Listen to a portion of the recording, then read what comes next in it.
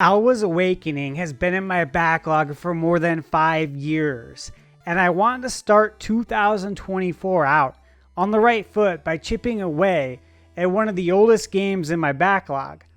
Alwa's Awakening is a modern-day Metroidvania with NES-style graphics and gameplay that is easy to learn but hard to master. So, is it good enough to compete with all the other great Metroidvania games out on the market today? Let's dig in and find out. In Alwa's Awakening, you use your magic staff and progress through a large, interconnected Metroidvania world, where you'll solve puzzles, fight enemies, and defeat bosses in order to help free the land of Alwa. Explore and uncover the secrets by using your platforming skills in this challenging and charming 8-bit adventure game. Alwa's Awakening is a game that tries to stay as close as possible to the authentic 8-bit look with sweet pixel art, a soundtrack filled with catchy chiptunes, and so much charm it will bring you right back to the golden age of video games. Now, fun fact, I own a physical copy of this game right here for the NES that is factory sealed that I bought many years ago. I then picked it up on PlayStation during one of its sales for I think under $10, which is a steal, and I'll tell you why.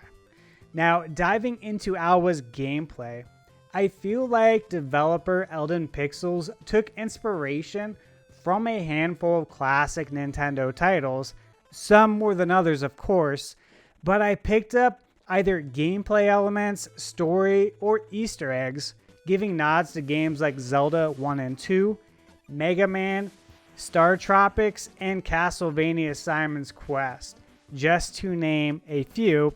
And I feel like if you're going to create a modern-day retro-styled Metroidvania, that's a great group of games to pull your inspiration from. Now, the wand in the game is not only your main weapon, but it's your only weapon. But of course, you'll find new abilities and upgrades for your wand throughout the adventure. For example, in the first dungeon, I found a green gemstone that allows me to now create green blocks that I can push and jump onto to navigate to hard to reach platforms that you can't normally reach with just your basic jump. This ability isn't overpowered because you can only create one block at a time, which sometimes makes for some puzzles that will have you scratching your head. Now, throughout the game, you'll obtain gemstone upgrades that will upgrade your previously gained abilities. For example, the upgraded green gemstone allows you to push a block on the water and ride it like a raft across an otherwise impassable lake of water.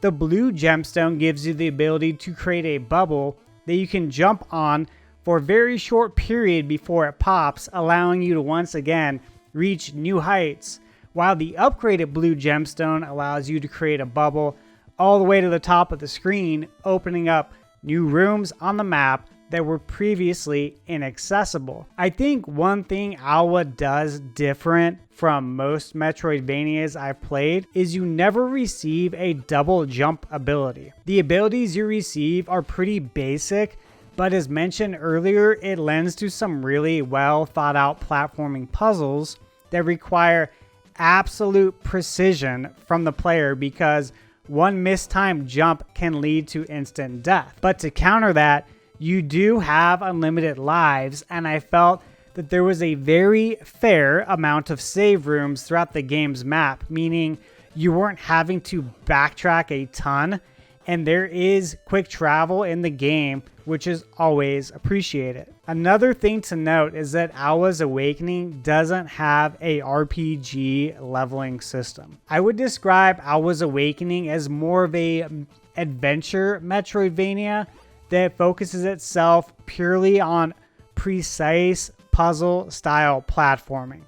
For example, you may have to push a block into a sea of water and jump on it, and then create a bubble with your wand and jump on the bubble over a set of spikes and land onto the other block to get to the other side of the screen. You actually have to build, I would say, a strategy on how you're going to reach the other side of the screen. Similar to Tiny Thor, which is a game I previously reviewed on this channel, and Celeste. So if you've played either of those games and enjoyed that style and challenge of fair platforming, you will enjoy what Alwa's Awakening has to offer. Now, in talking about the gameplay, I'd be remiss if I didn't mention anything about the boss fights. There's not a lot of boss fights in the game, but each boss fight was a lot of fun, and I felt like the developers were pretty creative by adding in different puzzle elements in order to beat each boss. I definitely died a handful of times on a few of the bosses, but I never felt like it was a cheap death.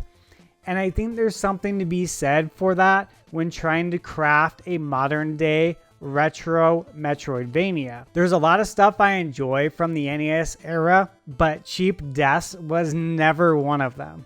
Now guys, diving into the graphics, well, I mean, there's not much to say here. In my opinion, this is just pure 8-bit goodness on display.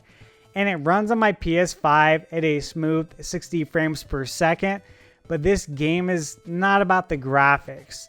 It's very much meant to look like a NES game, and obviously by the looks of it, the developers were successful at what they set out to accomplish in the graphics department. Now, making our way over to the game's soundtrack, Alwa's Awakening absolutely slaps with its NES style music, with what feels like some modern day touches to it. Like most NES games, you're not going to find an expansive track list, but each track really captured the essence of the 80s NES era. So once again, hats off to the developer, because I know without a doubt that's what they set out to achieve with Alwa's Awakening. So if you're wondering who this game is for, I'd say it's for anyone who grew up in the 80s and 90s playing the NES and Super NES. It's for people who enjoy tough but fair platforming. They enjoy using their brain to solve puzzles, all wrapped up in a Metroidvania style map. Now, Alwa's Awakening doesn't have any content outside of the main game. If you're a trophy hunter, it will take you at least 3 playthroughs from what I read to obtain the Platinum Trophy. So there's that if you want to count that towards the amount of content in the game. But overall, this is a shorter Metroidvania experience, and again, I think that's what the developers set out to create here with Alwa's Awakening. And by the time the credits rolled, I felt content and satisfied with the amount of content in the game. Now guys, when it comes to difficulty, I think the difficulty comes by the way of bosses. Solving boss puzzles like how to defeat a boss without dying, the spikes or water being instant death throughout the game. Most of the difficulty is found through precision, platforming, and patience that the player must exhibit. But as mentioned earlier, never once did I feel like something came across as a cheap death. If I died, it was always warranted, and I either mistimed the jump or needed to change up my strategy. And I think that's all we can and should really ask for. So I think the game offers a good and fair challenge. Now, when it comes to grinding, there literally is no grinding in this game because it doesn't have any RPG elements. The closest the game comes to offering grinding elements is by finding all the blue orbs scattered throughout the map. Now, finding all 99 blue orbs will give your character maximum hit damage, but I never felt like it was completely necessary to obtain all 99 blue orbs. When I saw a blue orb, I strived to obtain it, but didn't feel like I needed to obtain every blue orb in order to beat the game. So I ended up finding 75 blue orbs just on my own through playing the game naturally, and I felt like I wasn't under or overpowered, if that gives you any sort of idea. Now, when it comes to the game's emotion and charm, I think Alwa's Awakening will hit a little different, a little harder for the old school gamers that grew up playing the NES and Super Nintendo. There's just a variety of nods to many classic NES titles found throughout this game. Some you have to look for, while others seem obvious, but either way, Alwa's Awakening was a nostalgic trip for me. Obviously, I won't go into any detail here because I want you to be able to experience it for yourself like I did, But whether you consider yourself old school or more new school, successfully navigating some of this game's challenging platforming sections will give you a great sense of not only gratification but relief. So, was Alwa's Awakening fun? Absolutely, guys. I find challenging platformers to be a ton of fun because I love a good challenge.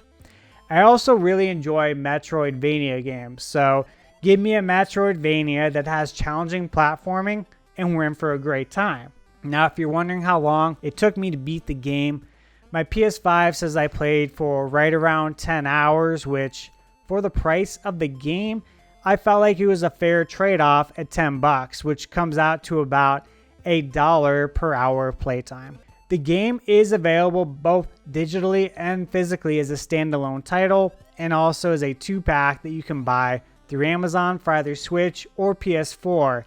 And I'll leave a link in the description below if you are interested in picking it up physically through Amazon. Now, to give you guys my final thoughts, I enjoyed Alwa's Awakening enough to not only want to play its sequel, Alwa's Legacy, but I'm actually looking forward to playing it. As I had mentioned at the beginning of my review, Alwa's Awakening has been sitting in my backlog for at least 5 years. And I found myself asking why I didn't take the 10 hours of time it took to complete this game sooner. Now, I know I'm not in the minority when I ask myself that question because every gamer has a backlog. Some bigger, some smaller than others, but we've all got one, and we don't know why it takes us so long to play a certain game. Life happens, right? We all get busy, but we all buy these games that end up sometimes sitting in our backlog for years, knowing that this is going to be a good game. I may not be able to play it right now, but I'll eventually play it, so I'm going to buy it. Well, today I can check off one of those eventually games off my list, and now I'm looking forward to playing its eventual sequel. With that said, I recommend Alwa's Awakening. It was a well-spent $10, and you can find Alwa's Awakening on a ton of different consoles like the Switch, PlayStation, Xbox, PC, and even the Nintendo Entertainment System. Guys, if you're new to this channel and you enjoyed today's video, please like it, subscribe, leave me a comment. I always enjoy reading what you guys have to say. And you can agree or disagree with my review. It makes no difference to me because that's your opinion and you are entitled to it. Thank you guys for tuning in, and I hope you have a wonderful day. What's up, guys? If you enjoyed this video, please smash the like button as it helps me out a ton. And if you haven't already, please consider subscribing to the channel. Over here to the left, you can find all my social media info, or just remember to search for ThunderSteve85. As always, thank you guys for tuning in, and remember, you're never too old to play video games.